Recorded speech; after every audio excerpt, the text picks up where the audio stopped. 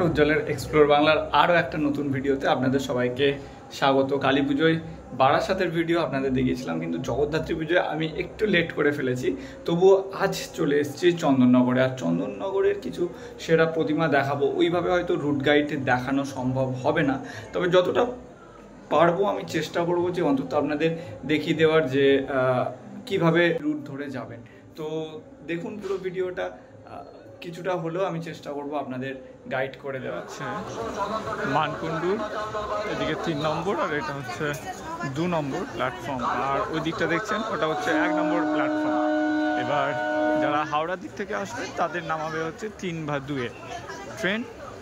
Bandel local রয়েছে, Bardhaman local রয়েছে, Katwa local রয়েছে। 2 নম্বর প্ল্যাটফর্ম থেকে নেমে সামনের একটা সিঁড়ি রয়েছে, অনেকে ওইটা দিয়ে উঠে যান, তবে সেটা না করে আপনারা সোজা হতে নিচে একটা গলি পথ রয়েছে, ওইটা দিয়ে হেঁটে চলে যেতে পারেন। দেখছেন 3 নম্বর প্ল্যাটফর্ম, আর এই 3 নম্বর প্ল্যাটফর্মের সোজাসুজি একটা রাস্তা রয়েছে। এই রাস্তা ধরে নেমে আপনারা প্রথমে চলে যাবেন মানকুণ্ডু স্পোর্টিং ক্লাবের পুজো দেখতে। সিঁড়ি বেয়ে নামলেন, নেমে ডান দিকে হালকা করে টার্ন নেবেন। টার্ন নিয়ে সোজা হেঁটে যাবেন, একদম সোজা হেঁটে 3-4 মিনিটের হাঁটা পথ হচ্ছে মানকুণ্ডু স্পোর্টিং।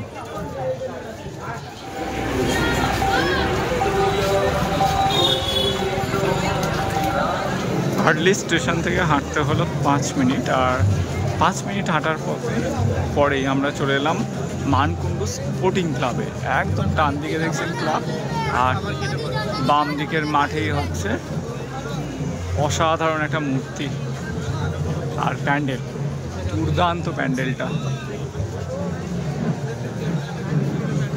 আমি আসছি সপ্তমীর সন্ধ্যেয়, এখনই বেশ ভিড় এই স্পোর্টিংয়ের ক্লাবের প্যান্ডেলে। পুজো চলছে ভেতরে, অসাধারণ। আমি হয়তো এবারে পুরো ডিটেলস রুট গাইড আপনাদের দেখাতে পারবো না, তবে সুন্দর সুন্দর কিছু ঠাকুর এবং এক্স্যাক্ট কোথায় কতটা দূরত্ব সেটা অবশ্যই জানাবো।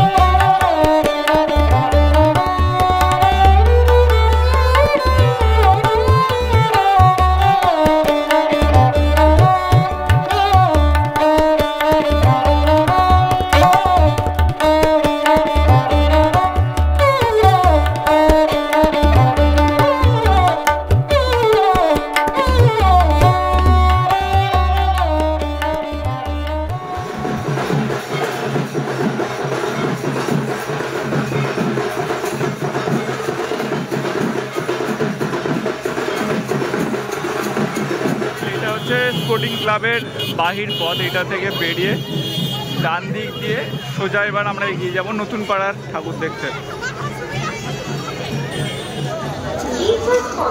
কিছুটা এগিয়ে এলেন, তারপরে এসেই আপনার পড়বে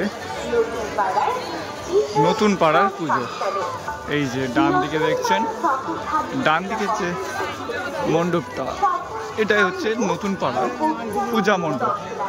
স্পোর্টিং ক্লাব থেকে এর দূরত্ব খুব বেশি না, কয়েক মিনিট। প্রত্যেকবারেই এখানে দারুণ দারুণ থিম হয়ে থাকে, এবারেও তার ব্যতিক্রম না। এবারে নতুন পাড়ার থিম হচ্ছে মনের মানুষ।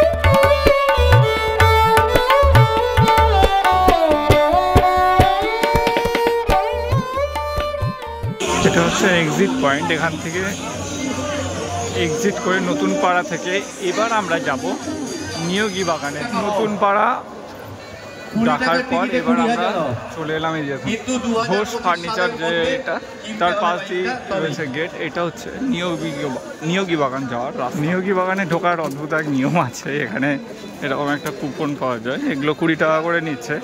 এটা বলছে যে ওই আপনার লটারি কুপন, এই কুপন কাটলে আপনি এটা আর কি ভিআইপি টিকিটের মতো কাজ করবে।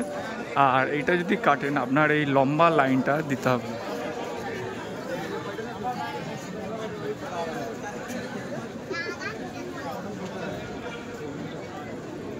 সেক্ষেত্রে আপনি এরকম একদম ফাঁকা লাইন বরাবর ঢুকে যেতে পারবেন নিয়োগী বাগানে।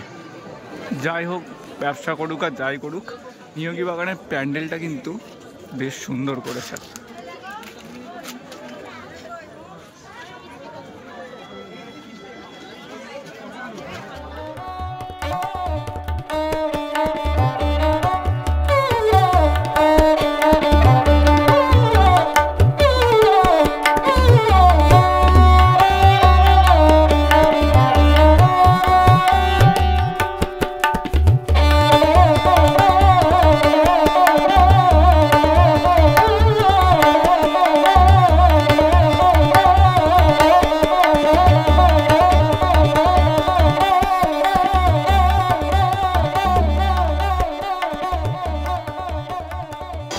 এটা হলো নিয়োগী বাগান থেকে এক্সিট করার গলি। এই গলি থেকে বেরোনোর পর আপনারা এবার দেখবেন মহাডাঙ্গা ঠাকুর। তার জন্য বাম দিকে ঘুরে আবার সোজা এই স্টেশন রোড ধরে এগিয়ে যেতে হবে। খানিকটা এগিয়ে আসার পরে এটা হচ্ছে সামনেই হচ্ছে আপনার বন্ধন ব্যাংক আর শম্ভুর মোড়। আর ঠিক তার বাঁ দিকে এই যে গেটটা দেখছেন, এটা হচ্ছে মহাডাঙ্গা ঠাকুর দেখতে যাওয়ার রাস্তা। এখান থেকে গেলে পরপর আপনারা দুটো ঠাকুর দেখতে পাবেন।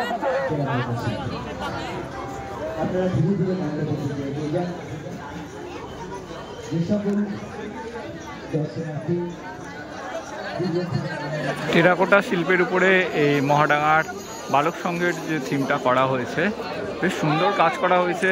চন্দননগরের অন্যতম শ্রেষ্ঠ মণ্ডপগুলোর মধ্যে এটাও অন্যতম।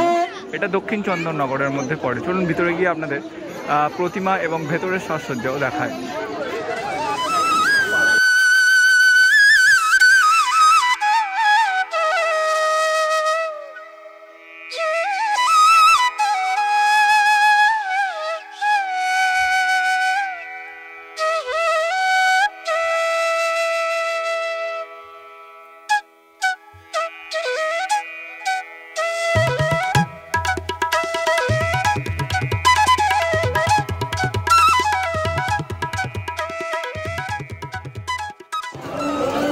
এই গলিটা দিয়ে আপনারা বেরোনোর পর এই যে ঘোষ হার্ডওয়্যার দেখছেন, ডান দিকে গেলে আপনি আবার মেন রোডে চলে যাবেন। বাঁ দিকে একটা পুজো হয়, সুভাষ সংঘের পুজো।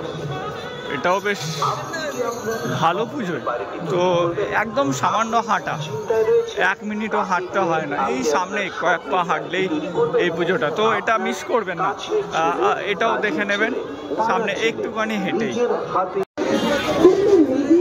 সামনে একটা সোজা রাস্তা চলে যাচ্ছে, এটা না, এই যে বাঁ হাতেই দক্ষিণ চন্দননগরের আরেকটি পুজো। এটা হচ্ছে সুভাষ সংঘের পুজো।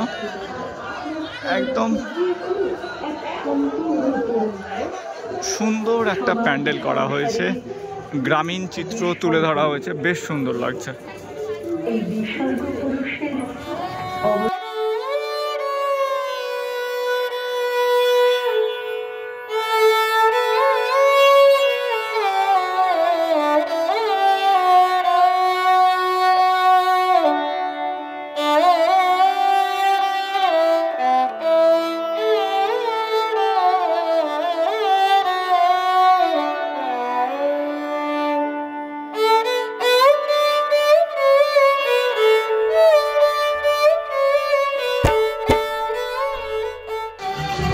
সুভাষপল্লীর ঠাকুর দেখে এবার হেঁটে যখন আপনারা বেরোলেন, তখন এই যে এই রোডে উল্টো দিকে আরও একটা ঠাকুর রয়েছে, এটাও দেখে নিতে পারেন। প্যান্ডেলটা ছোটোর উপর থেকে কিন্তু বেশ সুন্দর করেছে। ডোকরা শিল্পের উপর বেস করে এই কাজটা করা হয়েছে। বাঁ হাত দিয়ে এর প্রবেশ পথ, খুবই সুন্দর একটা প্যান্ডেল বানিয়েছে। একদম কাছাকাছি সব মণ্ডপগুলো, তাও কিন্তু প্যান্ডেলটা খুব সুন্দর লাগছে, খুব সুন্দর। আর এখানকার মায়ের মূর্তি নিয়ে তো কোনো কথা হবে না, প্রত্যেকটা মূর্তি যেরকম সুন্দর ঠিক ততটাই তার সাজগুলো অসাধারণ।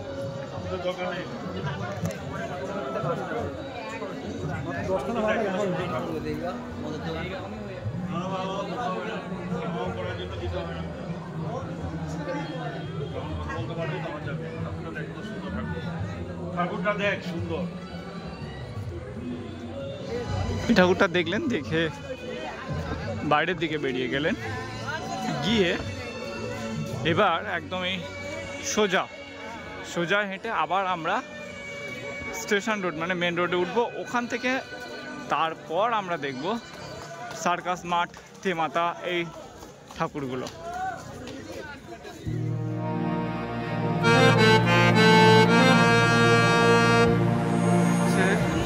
চলে এলাম এবার আমরা সার্কাস মাঠে।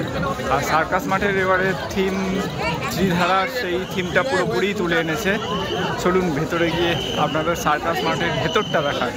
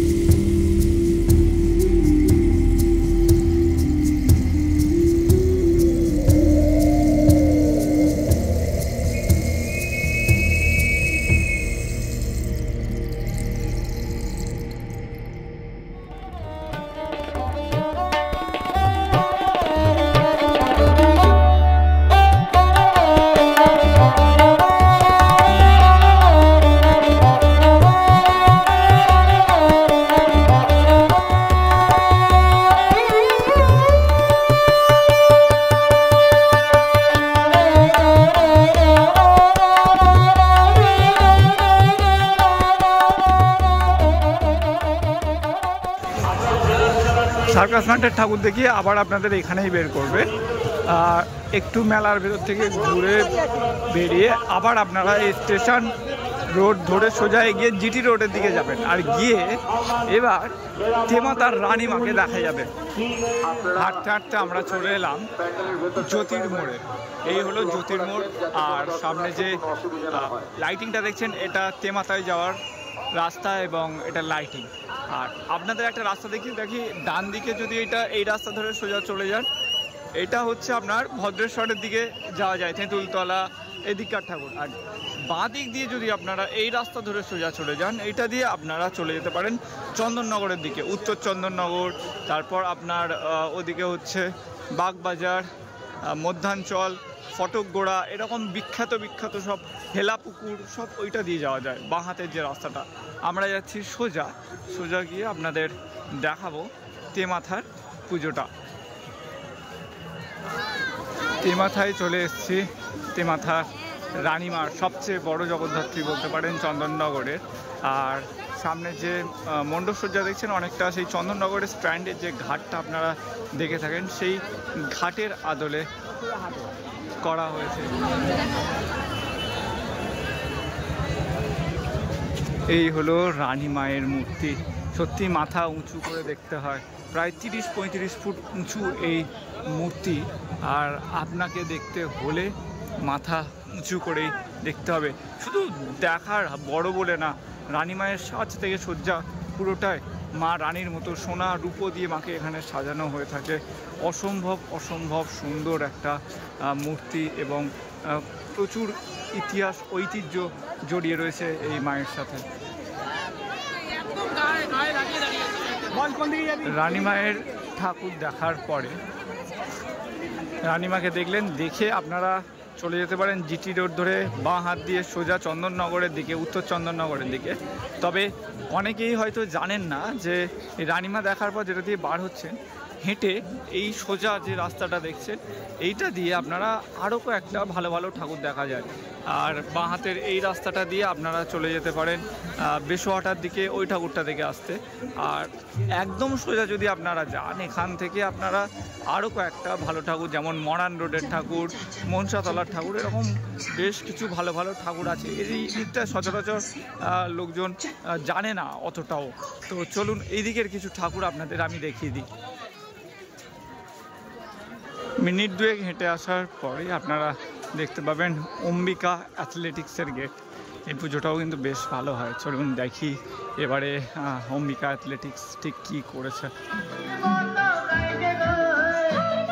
হেঁটে আসার পর বাঁদিকে দেখবেন ওদের মঞ্চ অম্বিকার, আর ডান দিকের এই রাস্তা দিয়ে অম্বিকার প্রবেশ পথ। ওনাদের এবারের থিম সবুজের আর্তনাদ, মানে কিভাবে যে সবুজ হারিয়ে পুরোটাই কংক্রিটের একটা শহর গড়ে উঠছে সেটাই আর কি তুলে ধরা হয়েছে। পুরো মাঠ জুড়ে প্যান্ডেলটা করা হয়েছে, দারুণ লাগছে।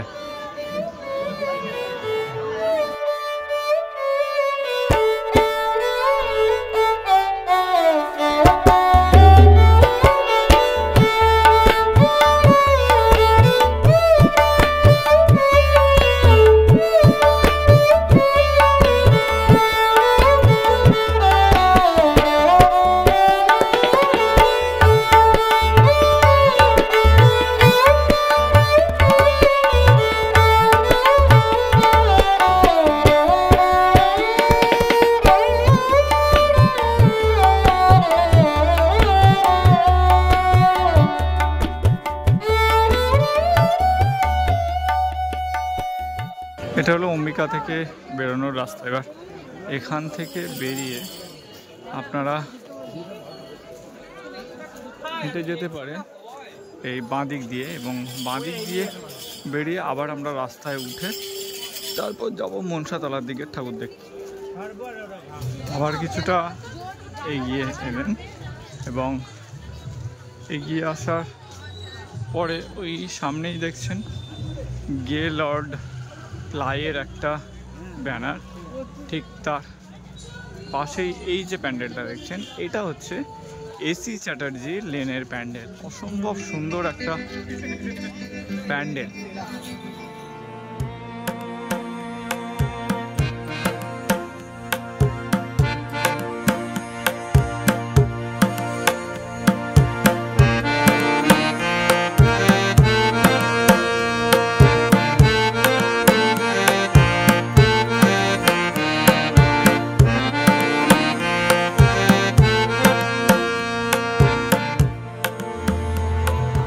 এখানকার মূর্তিটা কিন্তু একেবারে অন্যরকম, আর কি অপূর্ব মূর্তিটা দেখুন।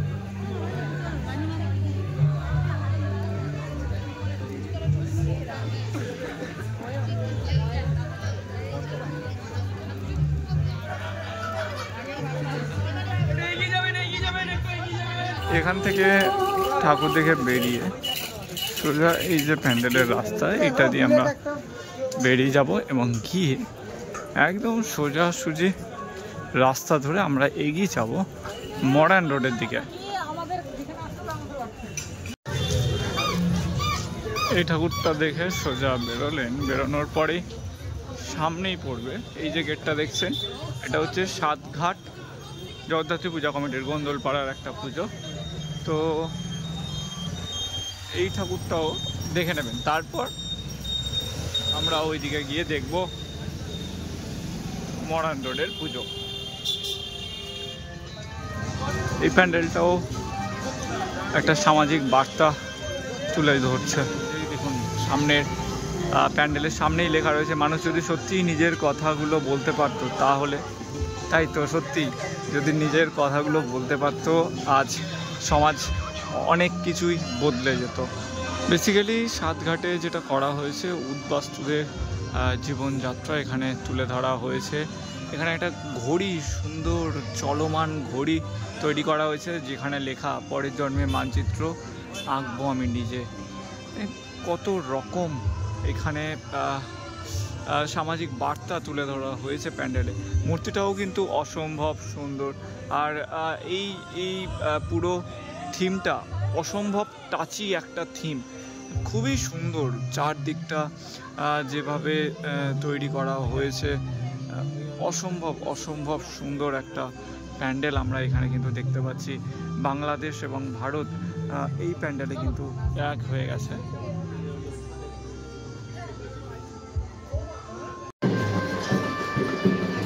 সামনে এটা হচ্ছে মরান রোডের পুজো।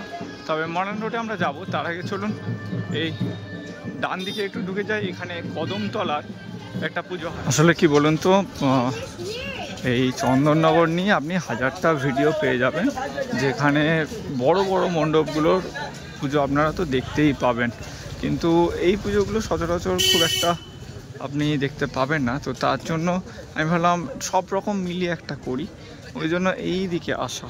কদমতলার এই প্যান্ডেলটা সেই রকম থিমের ঝলক না থাকলেও বেশ সুন্দর। তবে এর মাতৃ প্রতিমা যদি দেখেন অসম্ভব সুন্দর এবং বড়। চন্দননগরের প্রতিমা ঠিক যেরকম হয়ে থাকে অনেকটা সেই আদলে এই মাতৃ প্রতিমাটাও বেশ সুন্দর।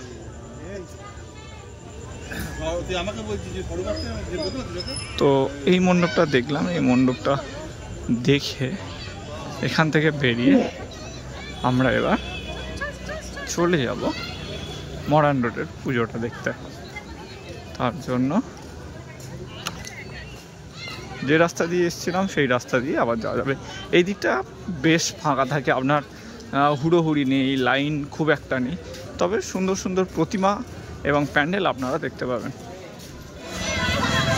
কদমতলার রাস্তা থেকে বেরোচ্ছি, বেরিয়ে হালকা করে ডান দিকে টার্ন নিলেই মরান রোড। মরান রোডের প্রবেশ পথ এটা। বাহ, কালার কম্বিনেশনটা কিন্তু সেই, কি সুন্দর লাগছে মরান রোডের এই পূজা মণ্ডপটা।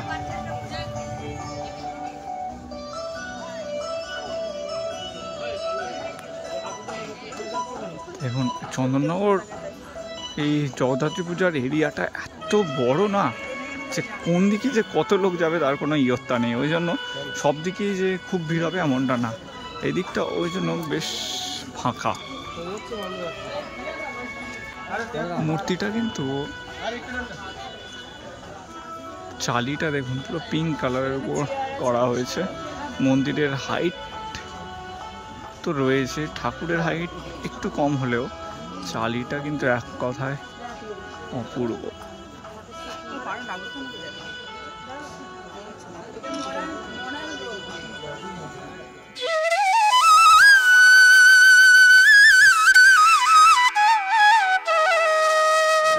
এই ভিডিওটা এখানেই শেষ করছি। আপনাদের কেমন লাগলো জানাবেন এই চন্দননগরের ভিডিওটা। আপনারা দেখুন, সব রকম ঠাকুর দেখুন, আর এদিকটাতেও অবশ্যই আসুন, এই রুটটার ঠাকুরও দেখে যান, ভাল লাগবে। সবাই ভালো থাকুন, সুস্থ থাকুন, আর এক্সপ্লোর বাংলার সাথে থাকুন।